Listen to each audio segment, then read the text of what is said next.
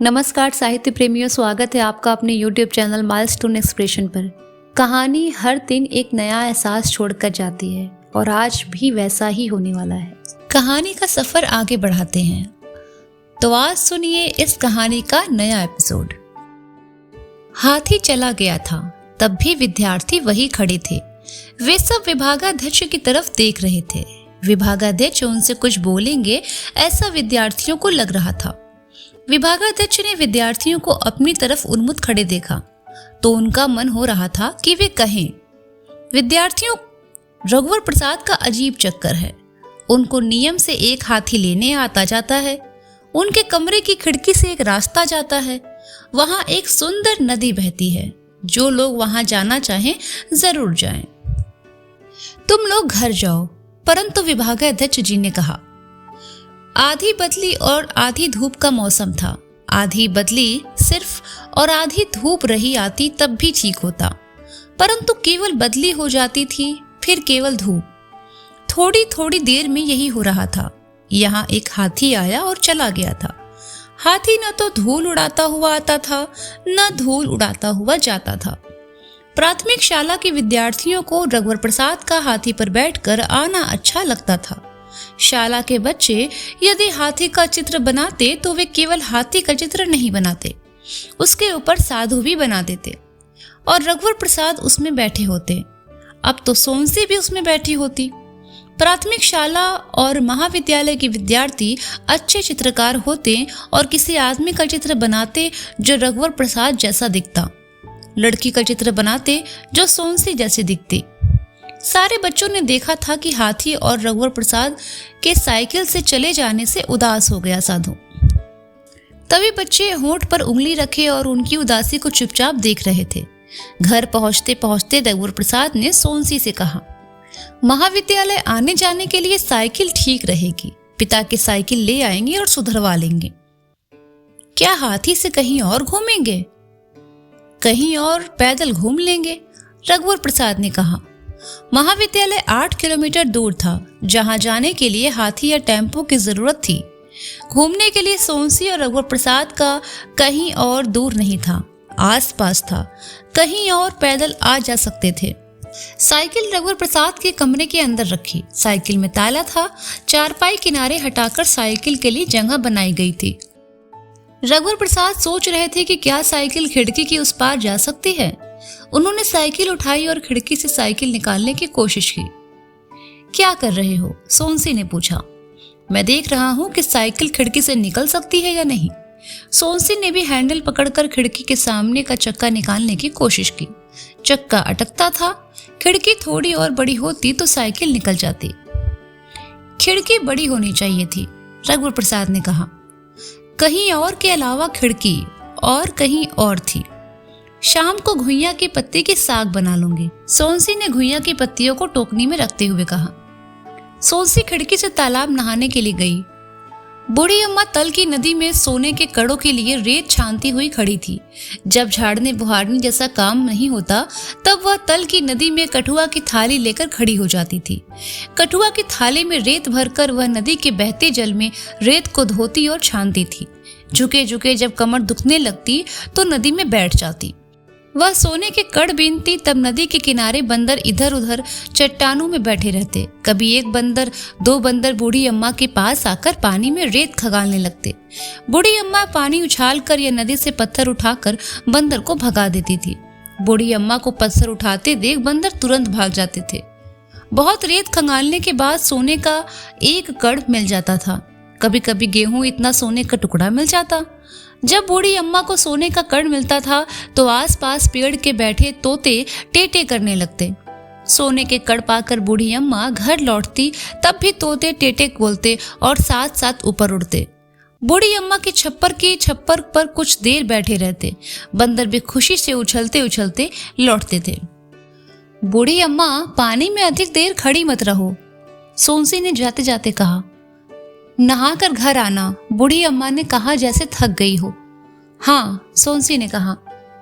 सोनसी के पास धोने के लिए अधिक कपड़े नहीं थे। पहनी हुई साड़ी थी और रघुवर प्रसाद की चड्डी थी। कपड़े जल्दी धोकर वह नहाई। तभी उसने नदी की तरफ से उड़ते हुए तोतों की टीटें सुनी। बूढ़ी अम्मा अब लौट रही है, सोनसी ने सोचा।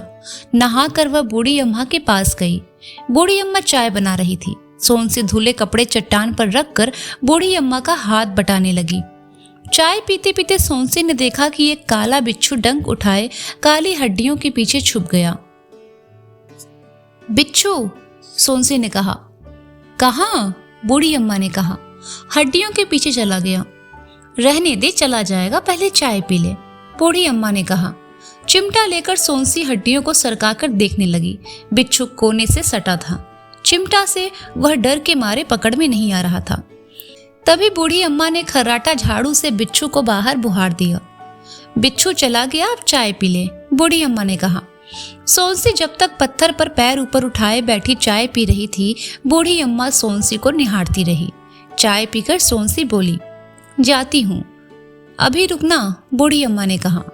बूढ़ी अम्मा ने काले चिक्कड़ कठुआ की पेटी में से कपड़े से बंधी एक पोटली निकाली। वह सोनसी के सामने नीचे बैठ गई। उसने पोटली खोली। एक जोड़ी सोने के कड़े थे। बूढ़ी अम्मा ने सोनसी को कड़े पहनाए। कड़े पहनकर चोरी चोरी कड़े को देखते हुए सोनसी ने पूछा, अब जाऊं? जाओ। सुनते ही गीले कपड़े उठाए हुए सोनसी उछलते कूदते भाग गई।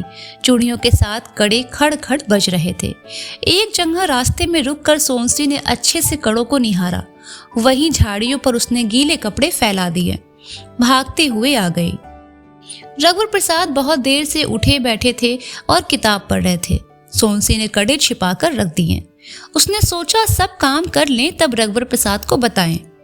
कड़े कपड़े में बांधकर उसने कैलेंडर के खीले में टांग दिया। जल्दी जल्दी उसने खाना बनाया। खा पीकर तैयार रघुवर प्रसाद हाथी आने के पहले महाविद्यालय चले गए। साइकिल चलाते हुए उन्हें अच्छा लग रहा था। थकावट नहीं लग रही थी। उन्होंने सोचा कि पिता की साइकिल वे ले आएंगे। आगे रास्ते में हाथी मिलेगा ऐसी संभावना नहीं थी। पीछे से हाथी उन तक नहीं आ सकता था। वे महाविद्यालय पहले पहुंच गए थे। महाविद्यालय के दरवाजे खोले जा रहे थे। साफ सफाई चल रही थी। प्राथमिक शाला में पढ़ाई हो रही थी। वे अपने कमरे में चले गए और पढ़ाई करने लगे। सोनसी अभी चौके का धरना उठाना कर रही थी। खाना वह बहुत देर से खाती थी। नहा धोकर सुबह थोड़ा बाकी बचा खा लेती। बासी नहीं बचा होता तो भूखी रहती। दोपहर को घर का सब काम करने के बाद खाती। अभी वह काम कर ही रही थी कि उसे हाथी की आवाज आई। दरवाजा खोलकर वह आई। साधु रघुवर प्रसाद को लेने आया था। वे तो चले गए। हाथी के पास जाकर उसने कहा, खाना खाकर नहीं गए? साधु ने पूछा। खाना खाकर गए, डब्बा नहीं पहुंचाना है।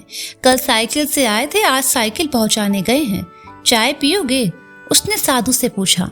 नहीं, साधु ने कहा। वह लौटकर आ गई। दरवाजा बंद करते करते उसने देखा साधु शायद जाने को था। काम खत्म करने के बाद वह खाने बैठी। कुछ दिन पहले खाते समय एक भूरे रंग की गाय खिड़की की तरफ आ गई थी। उसने गाय को 2 रोटी दी तो गाय परचा गई। गाय रोज आने लगी।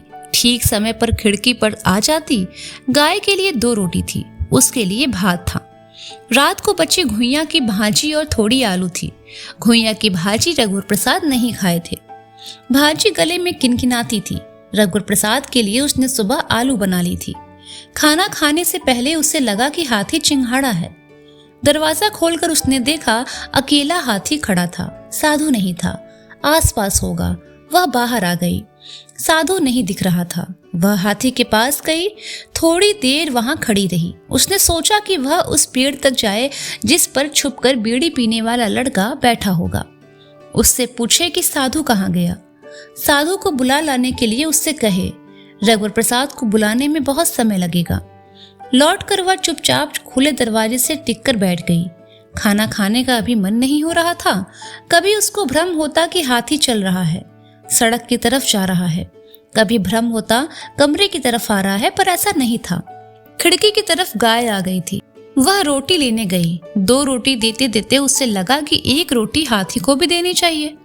सोनसी के हाथ से 1 रोटी खाकर गाय कुछ देर खड़ी रही, फिर चली गई। दूसरी रोटी लेकर वह हाथी के पास गई, कुछ और पास गई। रोटी फेंक कर देना ठीक नहीं था। रोटी हथेलियों में रखकर उसने दोनों हाथ फैला दिए। हाथी सूंड फैलाकर रोटी लेता, पर सोनसी दूर थी। 2 कदम सूंड फैलाए हाथी बढ़ा, तब सोनसी ने आंखें मूंद लिए थे। रोटी मुंह पे डालकर हाथी पीछे हट गया था। सोनसी ने हाथी को पीछे हटते आंख खोलकर देखा। हाथी के सूंड का स्पर्श उसके हथेलियों को हुआ या नहीं, इसका उसे पता नहीं चला। वह थोड़ी देर वहां खड़ी रही।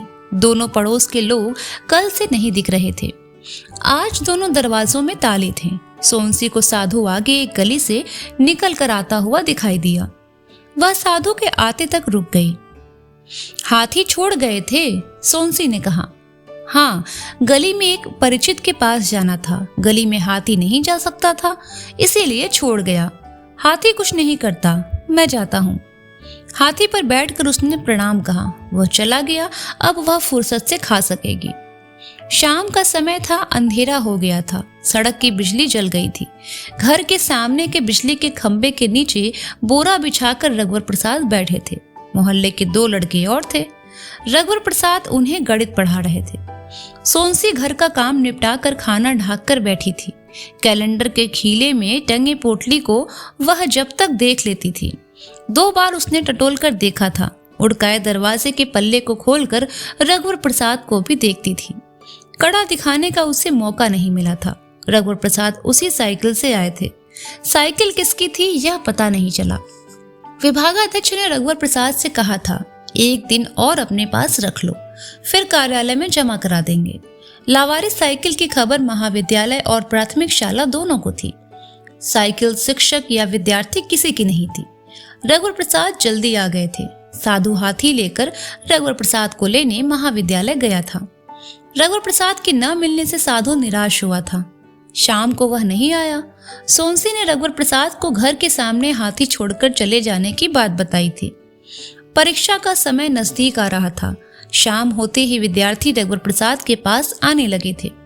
सोनसी समझ रही थी कि रघुवर प्रसाद साइकिल चलाकर और पढ़ाई से थक गए होंगे, उसे तंग नहीं करना चाहिए। उसने दरवाजे से देखा, पहले 3 लड़के थे और अब 5 लड़के हो गए थे, पर उससे रहा नहीं गया। उसने मुंह हाथ धोया, कड़े पहने, काजल के डिब्बे से काजल लगाया। दरवाजा खोलकर देखा तो अब 2 लड़के दिखाई दिए। दोनों लड़के भी थोड़ी देर में चले जाएंगे। दरवाजा उड़काकर उसने पेटी से एक पीली साड़ी निकाली। इस साड़ी में चांदी के प्लास्टिक जरी थे। खटिया की आड़ में उसने उस साड़ी पहनी। तैयार होकर उसने सोचा कि 1 गिलास पानी रघुवर प्रसाद के लिए ले जाए, प्यास लगी होगी तो पी लेंगे। सोनसी बाहर सड़क पर आई तो रघुवर प्रसाद आगे के खंबे की तरफ जा रहे थे। वहां भी 4 लड़के बत्ती के नीचे पड़ रहे थे। पेड़ पर छिपकर बीड़ी पीने वाले लड़के ने सोनसी को रघुवर प्रसाद के पीछे आते देखा होगा। उसने रघुवर प्रसाद को बताया। रघुवर प्रसाद ने पीछे मुड़कर देखा। रघुवर प्रसाद को खड़ा देख सोनसी सजी धजी पानी का गिलास लिए बढ़ी। सड़क पर कोई नहीं दिख रहा था। इधर उधर के 2-3 खंभों के नीचे विद्यार्थी पढ़ते हुए दिख रहे थे। बीच सड़क पर सोनसी ने रघुवर प्रसाद को गिलास दिया। रघुवर प्रसाद ने पूरा पानी पी लिया। तब भी गिलास की तली में कुछ बूंद पानी बचा था। उस पानी को सोनसी ने ऊपर से मुंह में डाल लिया। रघुवर प्रसाद के बचे पानी को सोनसी इसी तरह पी लिया करती थी। रात के सन्नाटे में सारा बाहर इनके घर की तरह लग रहा था। जब सोनसी ने पानी पिया तो रघुवर प्रसाद ने कड़े को देखा और सोनसी को देखा। कड़ा किसने दिया? बूढ़ी अम्मा ने। खुश होकर उसने कहा, क्या तुम नहाई हो? नहीं, बस मुंह हाथ धोया है। घर कब आओगे? सोनसी ने धीरे से पूछा। तुम चलो, मैं आता हूं। देर तो नहीं करोगे? नहीं। भूख नहीं लगी? नहीं, मुझको भूख लगी है, तुम खा लेना। सोनसी लौट गई। सोनसी के जाने के बाद रघुवर प्रसाद का मन घर लौटने का हो रहा था। बिजली के खंबे के नीचे पढ़ रहे लड़कों से उन्होंने कहा, अब कल पढ़ेंगे। तेजी से लौटते हुए घर के सामने के बिजली के खंबे के नीचे पढ़ रहे लड़कों से कहा, आज छुट्टी है। दरवाजा उड़काया हुआ था। कमरे की बत्ती जल रही थी। साइकिल से वे टकराते टकराते बचे। सोनसी घर पर नहीं थी। दरवाजा उन्होंने बंद किया और वे खिड़की से कूद गए। चंद्रमा निकला नहीं था। बीच की पगडंडी में खिड़की से कमरे का उजाला पड़ रहा था। सोनसी इसी पगडंडी से गई होगी। उस पगडंडी पर वे तेजी से चल पड़े। आगे बूढ़ी अम्मा की छोटी डिबरी का उजाला उस गहरे अंधेरे में दूर तक गया था। ढिबरी का उजाला फीका होते होते जहां खत्म हुआ सा था वहां तक रघुवर प्रसाद गए। इसके बाद एकदम अंधेरा था। सोनसी कहाँ गई? रघुवर प्रसाद अंधेरे में बढ़ नहीं पा रहे थे। कहाँ गई होगी, उन्होंने सोचा। आगे कुछ दूर हवा चलने से पेड़ों की हरहराने की आवाज आ रही थी। इस तरफ के पेड़ शांत थे, इधर हवा भी नहीं चल रही थी। उधर हरहराने की तेज आवाज फिर आई। रघुवर प्रसाद उधर ही बढ़ गए। एक जगह घने पेड़ की जगह थी। पेड़ वहां हवा से डोल रहे थे। रघुवर प्रसाद वहीं खड़े हो गए। रघुवर प्रसाद के खड़े होते ही हवा जैसे शांत हो गई, पेड़ भी शांत हो गए। तभी बड़ा सा चंद्रमा निकला। बहुत बड़ा चंद्रमा था। एक बड़ी चौरस काली चिकनी चट्टान पर लेटी हुई सोनसी चंद्रमा के निकलते ही दिखी। पीली हल्दी साड़ी की चांदी की प्लास्टिक जरी चंद्रमा के प्रकाश की किनार लगी साड़ी लग रही थी। चांदी की पैर पट्टी चंद्रमा के प्रकाश से बनी पैर पट्टी थी। चांदी के बाले चंद्रमा के प्रकाश से बने कान में थे। दूसरे कान में छोटी सी कनफुल्ली जो अम्मा ने ली थी, वह सुनहरे प्रकाश बिंदु की फुल्ली थी। हाथ में सोने के कड़े भारी सुनहरे प्रकाश से बने लग रहे थे। इसके अलावा भी सोनसी का शरीर कहीं कहीं इतना रह रहकर प्रकाशित होता था कि वह भी चंद्रमा के प्रकाश के गहने से सजा हुआ सा लग रहा था। रघुवर प्रसाद ने देखा कि 4 जुगनू सोनसी के पोलका के अंदर फंसे हुए निकलने की कोशिश कर रहे थे। पोलका पीले छींटे का था, उसमें छोटे छोटे फूल बने थे। रघुवर प्रसाद सोनसी के कुछ समीप आए तो उसने रघुवर प्रसाद को आंख खोलकर देखा। वह आंख खोलकर गहरी नींद में जागी हुई थी। रघुवर प्रसाद सोनसी के पास इस तरह आए जैसे स्वप्न में आए हों, फिर स्वप्न से बाहर हो गए। स्वप्न के अंदर और बाहर में अंतर नहीं था। सोनसी ने रघुवर प्रसाद को जान लिया था। रघुवर प्रसाद ने छींट के पोलका को खोलकर छींट के फूलों को सब तरफ बगरा लिया था। 4 जुगनू सोनसी के अनावृत स्तन में जगमग जगमग ठहरे हुए थे। रघुवर प्रसाद उनको बीन कर उड़ा रहे थे। जुगनू इधर उधर जुगनू से भरे पेड़ों के जगमग में चले गए थे। रघुवर प्रसाद ने सोनसी के कड़ों को देखा। उन्होंने दाहिने हाथ से सोनसी के बाएं हाथ को पकड़ा। सोनसी ने हाथ छुड़ाने की कोशिश की, जिससे कड़ा काली चिकनी चट्टान में खड़ खड़ घिसता गया। सुबह की किरण ने जैसे ही सोनसी को छुआ, सोनसी गहरी नींद के बाद भी जाग गई। सुबह की किरण ने झकझोर कर सोनसी को छुआ था। उठकर उसने देखा तो जगह जगह काली चिकनी चट्टान पर चांदी और सोने की आड़ी टेढ़ी लकीरें खिंची हुई थी। सोनसी ने रघुवर प्रसाद को जगाया। रघुवर प्रसाद जागे तो सोनसी ने कहा, देखो। रघुवर प्रसाद ने पूरी काली चट्टान में रुपहली और सुनहली लकीरें देखी। पैरों की पैर पट्टी के कुछ निशान अर्धचंद्राकार थे। एक अर्धचंद्राकार के बाद दूसरे अर्धचंद्राकार। अर्धचंद्राकार के ऊपर पैर पट्टी की तिरछी छोटी छोटी लकीरें थीं। हाथ के कड़े के निशान भी दोनों तरफ अर्धचंद्राकार और इधर उधर गड्ढ बने थे। काली चौरस चट्टान कसौटी की चट्टान थी। बैठे बैठे झुके हुए रघुवर प्रसाद चिन्हों को पहचान रहे थे। ये पैर पट्टी के चिन्ह हैं। सोनसी भी घुटने के बल पर बैठ गई। पैर पट्टी के निशान को उंगली से रगड़कर देखने लगी। निशान मिटे नहीं। कान की फुल्ली के निशान नहीं बने होंगे। रघुवर प्रसाद ने सोनसी की तरफ अलसाई मुस्कुराहट के साथ देखा। कैसे नहीं बने होंगे? कान को छूते हुए सोनसी ने कहा। चट्टान की ऊपर की तरफ के चिन्हों में दोनों कान की फुल्ली के चिन्ह को ढूंढने लगे। ये कान की फुल्ली के चिन्ह हैं, सोनसी ने उंगली उठाकर कहा। बहुत छोटे छोटे चिन्ह थे। रघुवर प्रसाद ने सोनसी के कान की तरफ देखा। तुम्हारे कान लाल हैं। क्या पता, उसने कहा। एक जगह अलग अलग चांदी की लकीरें थी। ये काहे के चिन्ह हैं? सोनसी ने पूछा। ये भी पैर पट्टी के चिन्ह हैं। अच्छा, धीरे से उसने कहा जैसे उसे याद ही नहीं। तभी उन्होंने देखा कि सामने एक पत्थर पर 2 कप चाय रखी थी। चाय गर्म थी। अभी अभी बूढ़ी अम्मा ने रखी होगी। चाय से भाप निकल रही थी। सोनसी पोलका पहनने लगी। चाय पीकर कप हाथ में लिए दोनों भागे। बूढ़ी अम्मा के घर के सामने एक पत्थर पर कप रखकर वे चले गए। बूढ़ी अम्मा उन्हें नहीं दिखी। बूढ़ी अम्मा घने पेड़ों के नीचे चट्टानों की आड़ में किसी जगह बैठे बैठे बुहार रही होंगी। थोड़ी देर बाद बूढ़ी अम्मा आई।